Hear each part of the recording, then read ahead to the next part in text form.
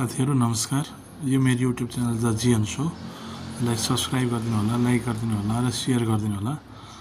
र म आज तपाईहरुलाई चाहिँ यो सिक्युरिटीको बारेमा चाहिँ केही कुराहरू भन्न गइरहेको छु। हामी वैदेशिक रोजगारमा जाने अनि त्यसपछि गएर चाहिँ हामी विभिन्न चाहिँ देशहरुमा चाहिँ अथवा नेपालमै बस्दा पनि हामीलाई सिक्युरिटीको चाहिँ ज्ञान हुनु जरुरत छ। सिक्युरिटी भनेको चाहिँ एकदम महत्त्वपूर्ण टपिक्स हो। इट्स अ भेग टपिक्स भन्छ, भास्ट टपिक्स भन्छ हैन। र अहिले विश्वको विभिन्न देशहरुमा चाहिँ सिक्युरिटी जाने हामी नेपालीहरुको चाहिँ राम्रै लर्को पनि छ।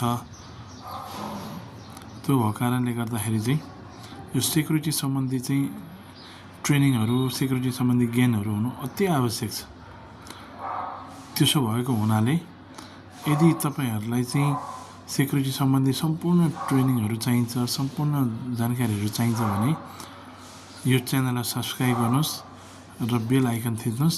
म प्रत्येक एपिसोड वाइज रूपमा चाहिँ तपाईहरुलाई चाहिँ सम्पूर्ण ट्रेनिङहरु चाहिँ त्यसमा ट्रेनिङमा आवश्यक पर्ने सम्पूर्ण कुराहरु चाहिँ म इन्क्लुड गर्छु।